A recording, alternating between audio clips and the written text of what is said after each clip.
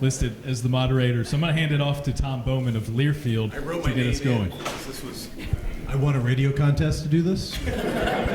So, hi, how are you guys? What a great way to end the day. There's been some amazing speakers, and I think what you're going to find during this session, one is less of me and more of these people talking about their careers, their journey, and what they've gone through. So let me introduce the panel, if you will. So in different order than I would have written down, so this is great. So on my far right, Chris Lewis, who I can happily say is part of Learfield's Bronco Sports Properties. Among many other things, we commented earlier, you have about 12 different sponsor logos on, so we'll, including the Olympics, so we'll go with that. That's fantastic. Next to Chris, Kate Scott. You may or may not know Kate Scott from the Pac-12 Network, College Football Saturday Night. That's a pretty good one. And the current television voice of the 76ers. Any Philly fans in the house? A few? You know, Zoom was right next door, so he might come running in. So, to my left, proud to introduce Brittany Cooper. So, Brittany and Chris, both co-sports broadcasters of the year for the state of Idaho. Very impressive, right? I should probably tell you that, and follow me on this, right? There's a map. Kate Scott, who lives in Philadelphia, is the California Sportscaster of the Year for last year. And Mark Zumoff, who she replaced, is the Pennsylvania Sportscaster of the Year this year. So if anybody has that on bingo, congratulations, that's how that wins. And then at the very, very end, Dominic Petrillo, also from Philly, to some degree, football writer and analyst. So the whole point of this session was really to kind of open things up a little bit in our industry and talk about how we can do a better job. So in the current role that I have at Learfield, I do the majority of our talent hires. I did about 1,200 this past offseason, and I think I've seen every qualified radio play-by-play person in the country. Some of you are in this room, you're all nodding your heads, you're waiting for me to get off the stage. North Dakota State gets posted tomorrow, by the way, in case anybody's wondering. But as I'm going through the process, you know, one of the things that we need to be cognizant of as an industry and especially as a company is less people that look like me. Surprise, surprise. Well, you'll notice that everybody that's on this panel does not look like me. And that's for great reason, because we need to expand the roles that we have, and we need to expand out to the candidates that we have. It's not about checking boxes. That's not what we're trying to do. We're trying to find the most qualified candidate for every role. And the only way we can do that is by reaching every candidate. And so one of the things we want to talk about today was sort of how do we do that? How far have we come? Where do we need to go? I don't know that we're going to completely solve this issue by the end of this session. Probably not. No, absolutely not. But I think it will start some conversations, and I'll love the input. So let's start with Chris, and just, you know, as quickly as you can, just kind of run down your career and how you got here, and we'll go from there. All right, for this being the diversity panel, it doesn't seem like we're too diverse in terms of background. Philly, Idaho, Philly. Kind of not as diverse as we thought. Originally from South Jersey, outside of Philly, and one of the, I guess, many, but not too, you know, it's not a good thing, the Syracuse connection anymore. Everyone rolls their eyes with that, but the Syracuse. You guys brought it on yourself. Yeah, I know, I brought it on myself. So Syracuse was the college, knowing that, hey, this is what I want to do, sports broadcasting, the story that I'm sure many of you have of, you know, I couldn't be Allen Iverson, you know, so I didn't have the crossover, didn't have the speed, didn't have enough. So wanted to be a sports broadcaster, knew it at a young age, went to Syracuse. First job at Syracuse was Idaho Falls, Idaho, doing minor league baseball for the Royals affiliate that's out there. So you get, you know, this black guy from the East Coast all the way out to Idaho Falls, Idaho, which is the part of Idaho that you would think that Idaho is if you haven't been there before. So, Boise is a little different. Boise is like a legitimate city. Idaho Falls is closer to the middle of nowhere. So that was the experience. A great 2 years, though. It was really great to get my start in professional baseball doing that. While I was out there, the women's basketball job opened at Boise State. This is 2013, that summer, and I've been out in Boise ever since, just trying to add on to the freelance opportunities and building up the resume from there. I would like to thank Chris's family for being my personal cheering section, because they're Sixers fans, so thank you all for being here. If you're here with Chris Lewis, can you just raise your hand real quick so we Yeah, can see? I know. Yes. We appreciate everybody else who is here as well. Thank you. I did not go to Syracuse, and I did not grow up in Philly. 2 strikes against me. I grew up in a little town in the middle of California, Fresno, Clovis. Hopefully not many of you have been there, even though my family still lives there, and I love them very much, and it was a great place to grow up.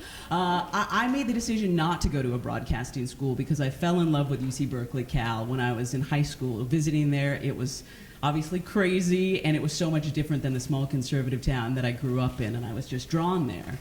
But I knew that that could also be difficult because I wasn't going to be able to tell people I went to Syracuse or Florida or Northwestern or insert whatever, USC, what great broadcasting school. But I just started interning between my freshman and sophomore year.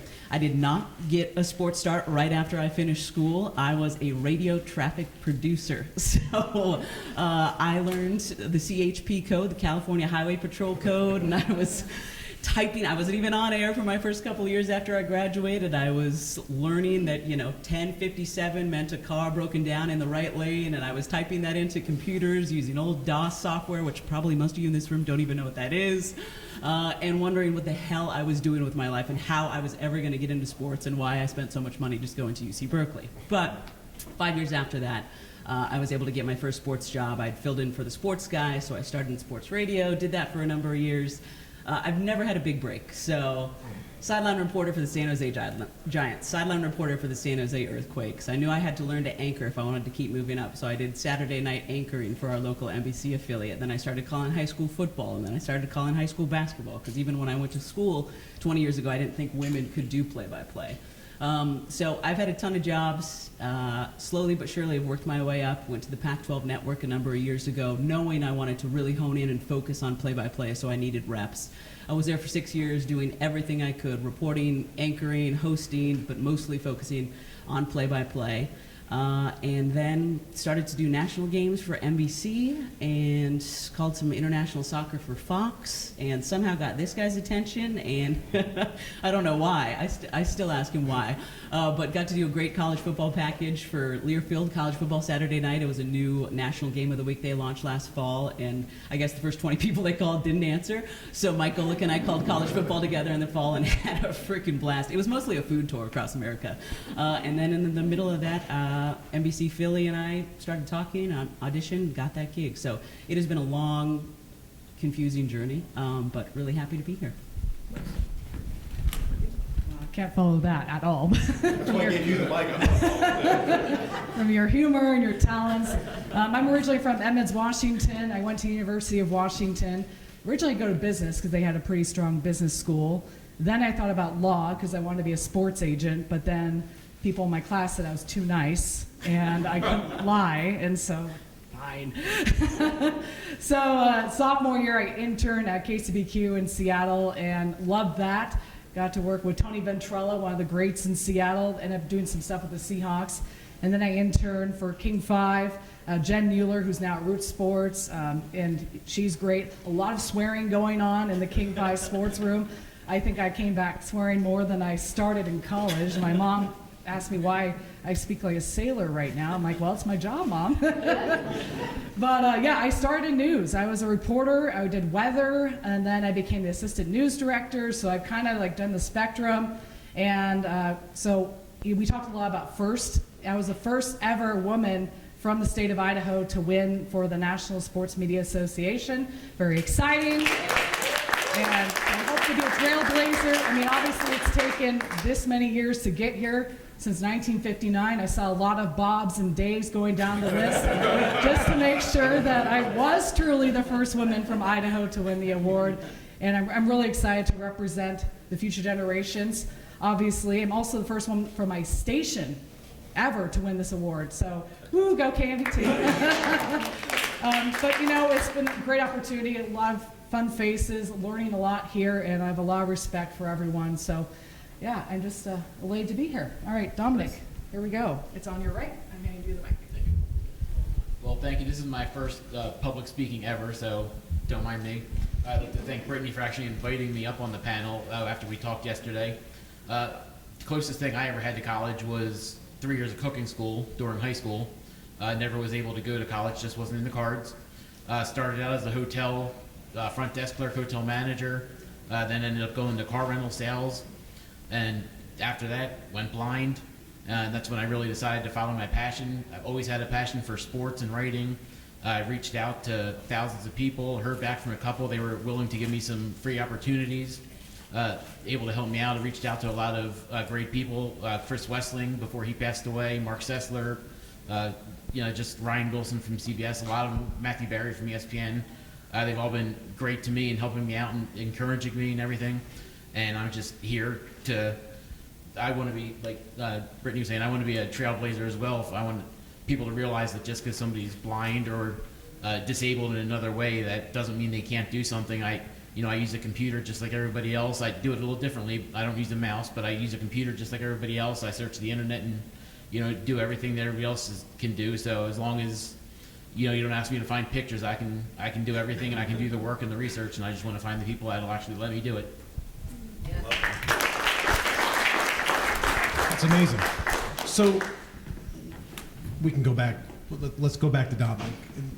Dominic, so far into this business, what are the biggest challenges that you've come across? Because obviously you have the skill set to do the job, but there's going to be some challenges that pop up. And how have you kind of gotten past that? The biggest challenge is accessibility. There's quite a few websites that aren't accessible and don't want to become accessible. I don't like to put names out there, but sometimes you have to. Pro Football Focus, which everybody from NFL to ESPN to CBS to everybody, relies on religiously. They're completely inaccessible. And right now they don't have any plans on becoming accessible. For those of you who are writers out there, I don't know if you use any grammar functions, but like Grammarly is the biggest one out there now. I've reached out to them in the past and asked them if there was some kind of plugin I needed to make it work non-visually, and their one-line response back to me was, "We are not accessible. We have no plans on becoming accessible in the future." So it's just when I was speaking to a couple people here. There's 20% of the American population is disabled. That's 66 million people are disabled in this country, and a lot of those are blind. They want to use the internet. They love sports. They love everything that you and I love, but because things aren't accessible, they can't do it, and it just really limits. And it just baffles me a lot of the time how companies they claim they're worried about numbers and stuff, but for say a $50,000 whatever you want to call it investment, then you can make millions more by having the people who are disabled or blind that still have some disposable income, not as much because it's hard for us to even find jobs. I've been living on Social Security for the past 12 years. That we still have some disposable income, so for a $50,000 investment you can make millions of dollars. And they talk about worried about people, but half of them it's just lip service. Diversity and inclusion is wonderful, but it has to be more than lip service. It has to be something that's put into practice. That's a good point. So for both Kate and for Brittany, you guys have your own set of challenges, and clearly you both have worked your butts off to get to where you are. But what's the next step, right? Because you talk about trailblazer. It's a great word to use. What's that next step that you feel like you can take? How can you kind of push this through a little bit, especially in the area where you're at? I mean, is there plans for that? Have you thought about, hey, how do I, now that I've kicked this door open a little bit, how do I keep it wide open so that some other people that are more like you can come through? Well, obviously, I didn't play football, I didn't wrestle, growing up, and so when it comes to male-dominated sports, I always have to find a different angle. I seek their families, I seek ways that I can get into their world, maybe not indirectly, and that shows respect to the athletes that I'm making the time. I'm looking for the different angles. I know that Jackie McMullen kind of touched upon this in her session too. You just go beyond the jersey number and you find a way to make them human. And I think that really will get you far in life, not just being a woman, not just being a man, but being able to be the story that people want to see, read on a weekly basis, knowing that, oh, what's Brittany going to cook up today? And so, I mean, for me, it's just, yes, I probably work more hours than I should. I don't sleep very much. But I just want women to know that everything is accessible if you find the proper way to do it and you find the unique way to do it. Beautiful. Kate, one of the things that we've talked about is trying to get away from the phrase female broadcaster, Yeah. right? Yeah. And broadcaster. Yeah. How are we doing? I think we're doing better than we realize. I mean, just look at the room. There's a lot of people that don't look like you in this room, right? But we're all, the reason we work in this industry is because we're all impatient as hell. So we all wish that we were further along than we are. So I think we're doing great, but I think we need to stay impatient for all of us.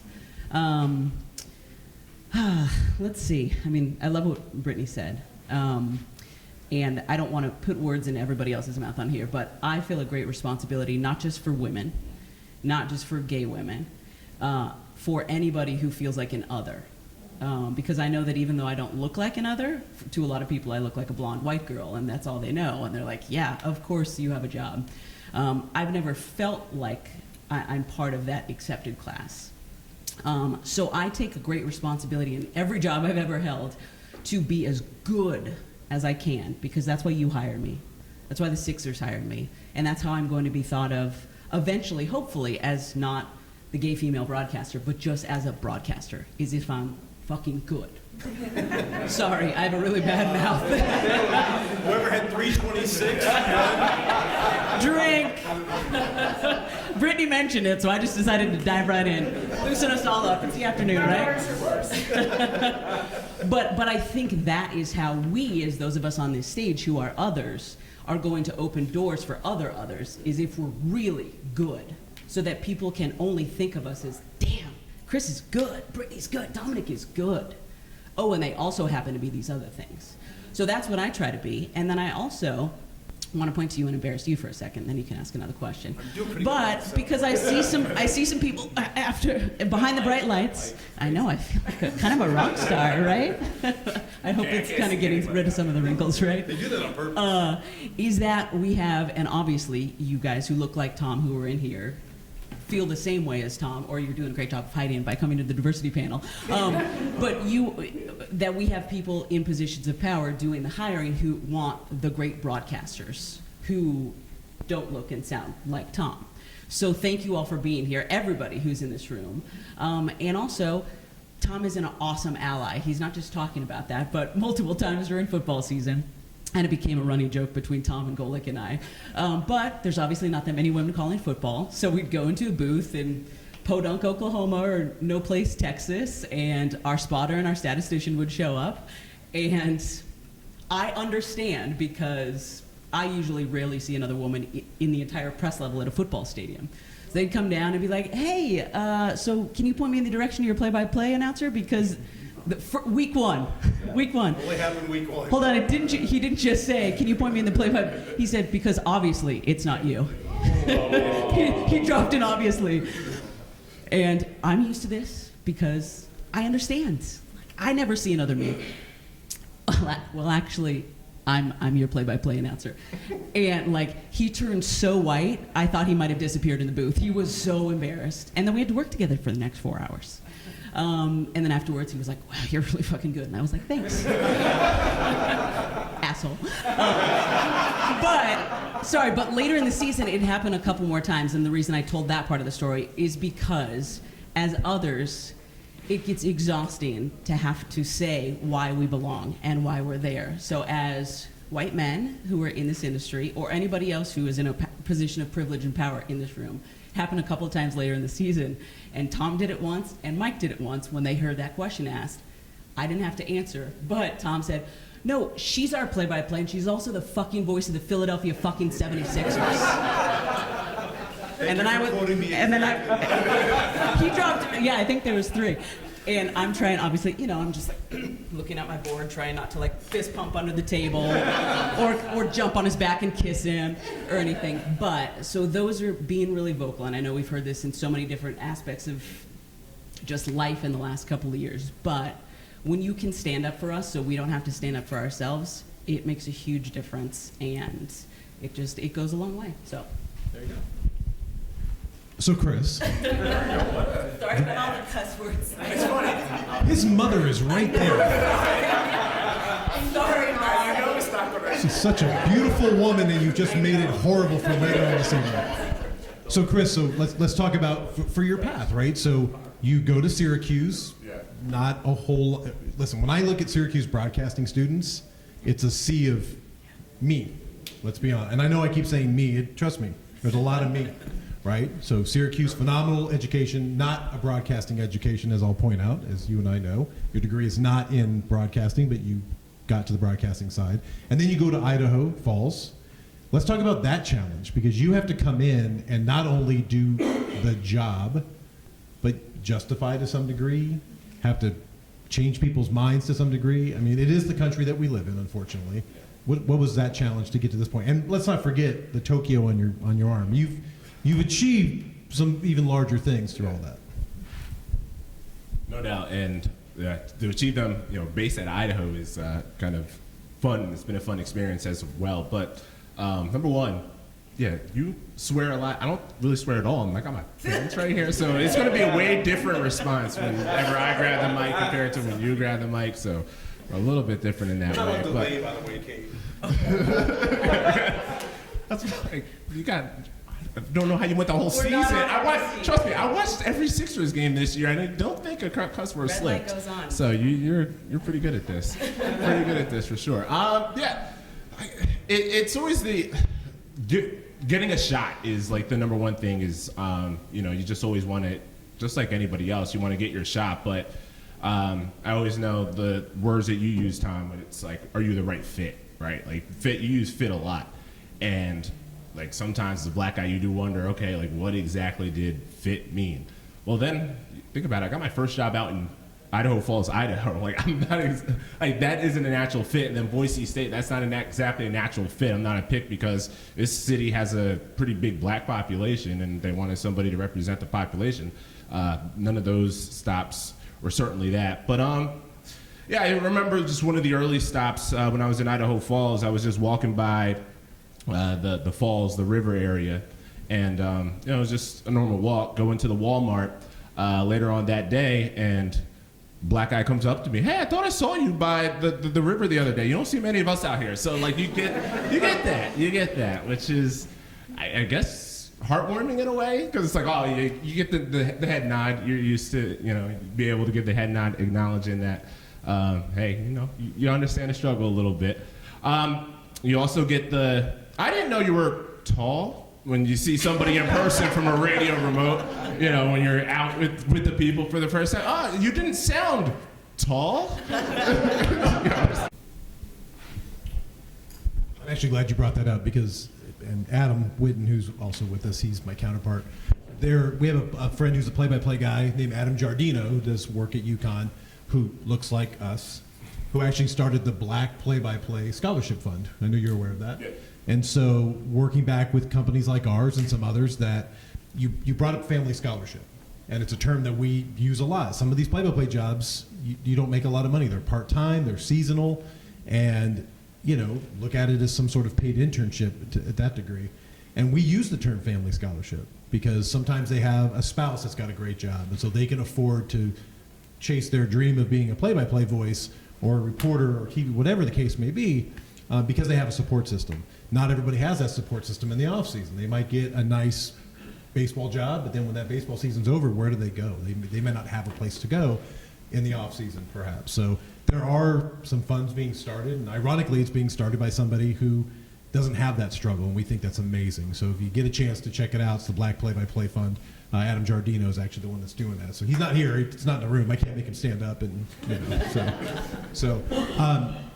Dominic, let's talk about this. So as a writer, there aren't limitations necessarily to what you're great at. I mean, physically, right? I mean, if you're going to call play-by-play, I'll use these two as an example. Cite something that they need. It's a skill that they have to have. Just like if you're going to be a baker, you have to have the skill set of being able to bake. But as a writer, that tool isn't something that's as strong for you. You have other tools. How do you overcome that when you're out picking up gigs and you're talking to people and trying to reassure them that, listen, I have every skill set everybody else has. I can't see it necessarily. What I try and do is if I'm able to actually get somebody on the phone or on email, I'll explain to them how I use a program called JAWS, which is Job Access with Speech. and it's from Freedom Scientific. It's a software that helps the blind community move around the internet, move around on Microsoft Word and things like that. So instead of using a mouse, I use different key commands. Like for instance, instead of hitting, if I'm searching around on the internet, instead of you going up to the little X on the top right to click them with the mouse to click the window closed, I actually just hit Alt F4 and it shuts the window down, or things like that. So it does different key commands to use tricks instead of shortcuts instead of using the mouse. So if I'm able to get somebody on the phone and they say, well, how can you write? I don't use, it's not like Dragon where you speak into it. It's actually, you type it, but it reads back all the letters. It reads back, if you move the arrow up or down arrow, it'll read the lines to you and everything. So I try and get them on like a FaceTime call instead of just a regular phone call. And I'll make sure I have my computer on already, and I'll go into a document and just start typing something and just show them how it works to type and how it reads it back to me, so they know that that I can actually do the work. I mean, the only thing I can't do, obviously, is find pictures. But the way I try and look at it and I try and explain it to them is, every website that or big team or whatever has an editor, so they're usually the ones that put the pictures and stuff in anyway. So if they're going to be the ones doing that anyway, as long as I can do the writing and the research and stuff, then it shouldn't be an issue for them to hire me, because I can do all the work. And the way I tell them, like on my card I have that, diabetes took my sight, left me with vision. But what I say in all my, letters to emails and everything is that I want them to look past my disability and see my ability, and that's all anybody can hope for. Brittany, here's a question and I'll start with you and we'll work our way across, is we talk about casting this net for jobs. So as you were coming up and trying to find the roles that you were at, did you see a lot of these opportunities out there? Were there things that you knew where to go and find these jobs? When you reached out for those jobs, did you get the response back that you were looking for? What was the process to you getting to where you are now? Because we talk about casting a wide net, but are we really casting that net wide enough? Are we casting it in the right places? Where are we not reaching to find candidates that are really qualified for these jobs? Back in the day, in 2006, when I graduated, we had tvjobs.com, and that was the main source. We didn't have Facebook that was, being able to advertise jobs, YouTube, anything like that. And so it was really a really small area where I was like mailing tapes off at the post office to stations all across the West. And, it costs a lot to buy postage for a tape. And then I didn't have professors coming into my communication classes or anything, news directors talking about opportunities for women in sports or women in general in news. I mean, the internships that I had were really the only opportunity that I got to see a newsroom. If I didn't have those internships, then I would have been able to catch any of that. So I feel like the inequities are diminishing for women right now with social media, with powerful voices that are being heard, like Megan Rapinoe or Hannah Storm or Linda Cohen, that have paved the way for future generations. But I feel that there are some more opportunities that could reach the women. For me, I should probably be going to these local colleges and talking to girls and doing more, from a local perspective, going to ISU, Boise State, CSI, which is a junior college in Twin Falls. So I think I could be the example and not just kind of push it off to other people. But I feel like there's more opportunity to get the word out there. And also being honest. When I was growing up, when I entered the field in 2007, I was making $21,000 a year, and now no one can live off that. And my coworkers, some of them barely make 27, 28, and the housing costs have gone up quite a bit in Twin Falls, in Idaho in general. Some of the cities in Idaho are rated the most overvalued markets in the country, and how are you expect journalists to be able to survive without having to have 3 roommates? And so I think there needs to be a little bit more realism at today's age, letting these kids know, yes, we have one of the best jobs in the world, but there are also sacrifices that you have to make. And so you have to consider those. And do you have the support system like my mom, who helped pay for my insurance, in my 20s? Or what are you going to do? So. Yeah. My 27-year-old daughter's off my health insurance now. It's fantastic. That's how it works. So, Kayla, same question your way. So, and I'll use the play-by-play side that I'm in. we put out a wide casting right for play-by-play voices, and I think we're putting it in all the right places. But yet, out of 129 candidates for a job, I might see one that's female. So the question is, are we not casting in the right area, or are the jobs not attractive enough, or are broadcasters going a different direction?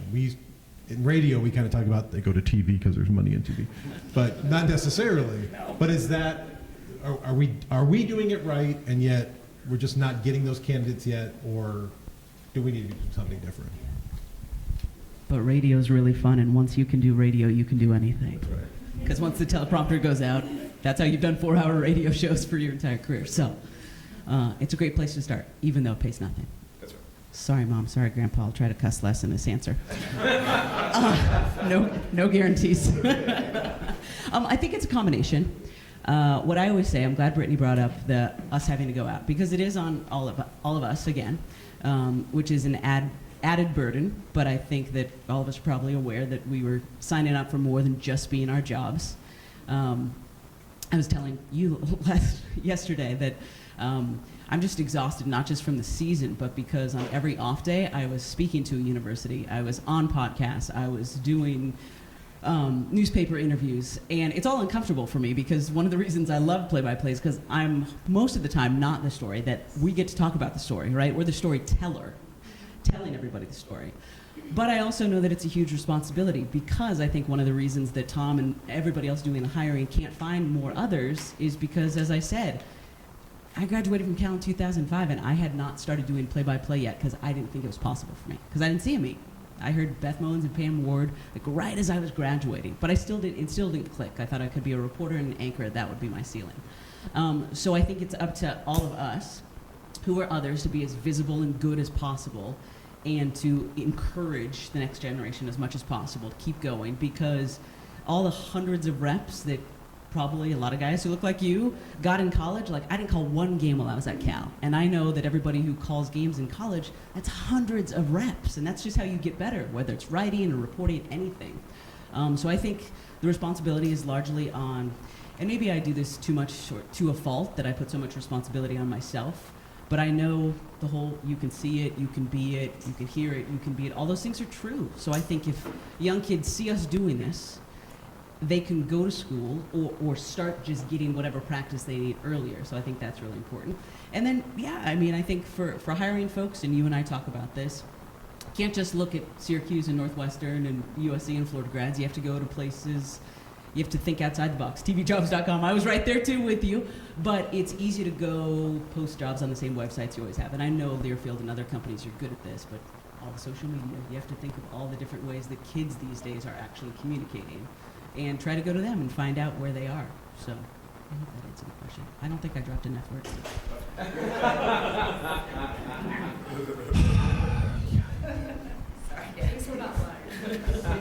There's a camera right there. I don't know where it's going.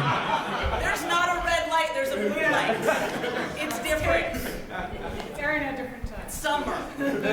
You're right. I think one of the things that you told me before, and I think this is really important. So if anybody is out there and you're in a position like I am to hire, first of all, it's an incredible responsibility that we have, because we are bringing in people who have worked their entire lives till now to do this. This is their dream.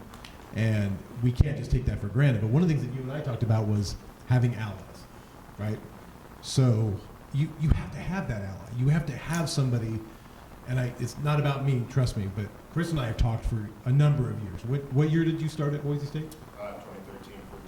So it's been a journey, right? 8 years we've known each other, and we've talked a number of times about certain jobs. And you know, one of the things you said was fit. And the funny thing is that I've used that term for so long, and until you said it, I didn't think about how you would take it.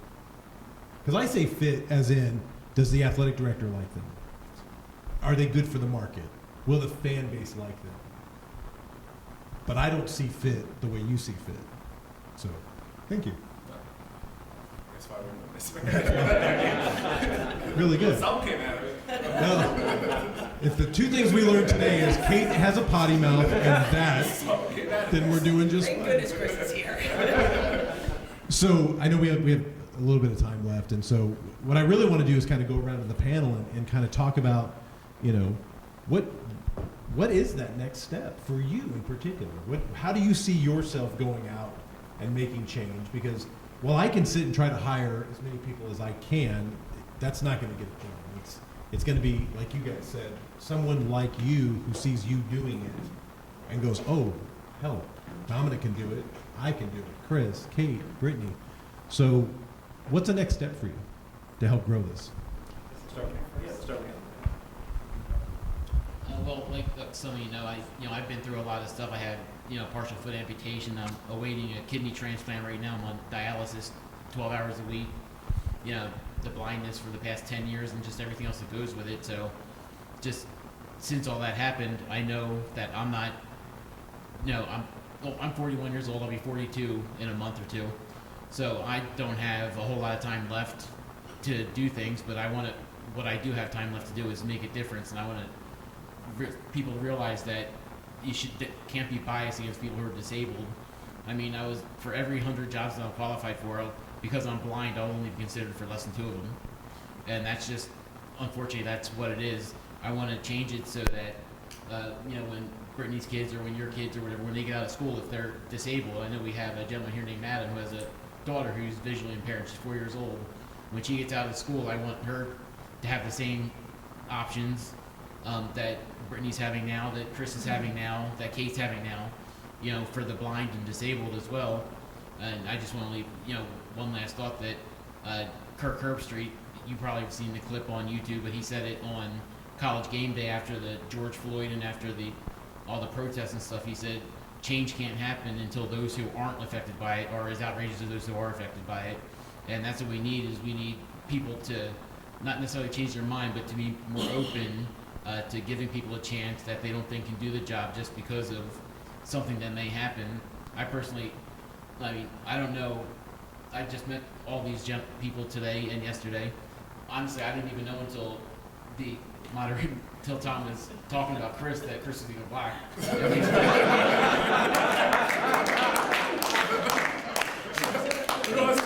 also tall. And I spent 3 hours talking to him and his fiance in the bar last night. So I feel that, honestly, I feel the world would be a better place if everybody had to go blind for 6 months. Because whether you like to believe it or not, everybody says, "Oh, I'm not superficial," but yes, everybody to a point is superficial. They can walk up to somebody and just by seeing them, they'll know whether I can't be friends with this person because of the way they dress, or no, I would never be in a relationship with this person, or whatever it is. When I go up to somebody, I listen to them, and I see with my heart. I don't see with my eyes. I see with my ears. So I base my opinion on them, on their words, and their words is what's in their heart here, not what they see out of their eyes. And if everybody went blind for 6 months, I think the whole world would be a better place.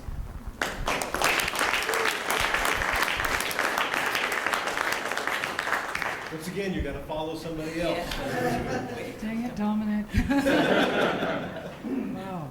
Oh, those were powerful words. Like what Kate alluded to earlier, it's just dropping the name female broadcaster. I think my message over the next few months, few years, because I'm actually transitioning into a management role at my station. I'm leaving sports on July 5th, which is going to be really hard for me, considering I'm here and remembering all the reasons why I wanted to be a sportscaster. But just being able to pave the way for future generations to know that we're in this industry because we love to storytell.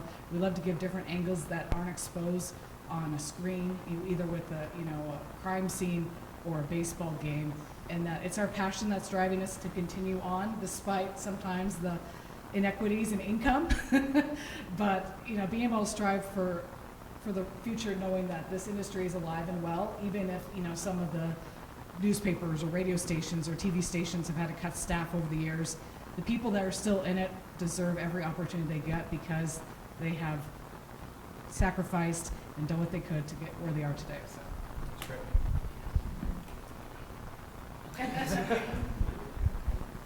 Congratulations, Brittany. I'm so excited. And we need more of that because I didn't have my first female boss until I got to the Pac-12 network. And I didn't realize how different it was, and I couldn't figure out why it was different until 6 months in. I told Odele, "You're a woman. I figured it out." Dominic, Brittany, thank you both for sharing what you did.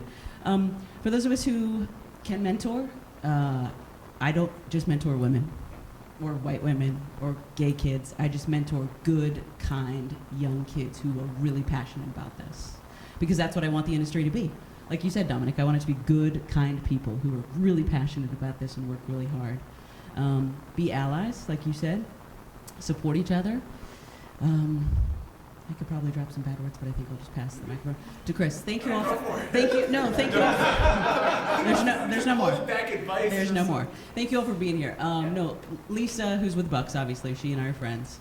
But support each other. That was the biggest thing, because it's so easy to pit ourselves against each other, right? I'm sure for a lot of the white guys in the room, it's like, oh, all of a sudden the pool is bigger because people are considering hiring people that look like us up here. Be a good, kind person, because if you're a good broadcaster or a good writer, that's who's going to continue to be hired. So I think if we continue to realize that, because when I started my career, I couldn't find a female mentor because we were all convinced there was one sideline reporting job in the entire market for us. And then I got to the Pac-12, and I had supportive women for the first time in my career, and it was eye-opening and breathtaking. And a lot of us were doing the same job, but the power in that, just supporting each other, and we still are now lifting each other up and recommending each other for jobs. And same with the white guys who I worked with at the Pac-12 network, because we were all just a family of good broadcasters who really cared about what we did, and everybody's working in the industry and really happy. I know Leslie said that next door. And we have all found our spots in different cities, and we've all moved away now, but we're in this industry and loving it. So be a good, kind person, find those people, lift each other up. Yeah, I mean, to that point, be kind and do a good job. Like, that's how you get farther, and that's how you set an example for the people behind you, and that's how you look good to the people ahead of you. So those are two things. But, I mean, we're in here a bunch of sports broadcasters and sports writers, and, I mean, to the point of, like, what we can do, what we as the industry can do is, especially for a lot of play-by-play announcers for college teams, which is a lot of people in this room. Think of your college town, right? What are the demographics of that college town? I'm guessing it's a lot of white people. I'm guessing the percentage is pretty high white, and I'm guessing the percentage is pretty low minorities, especially probably pretty low black people. Look at your team.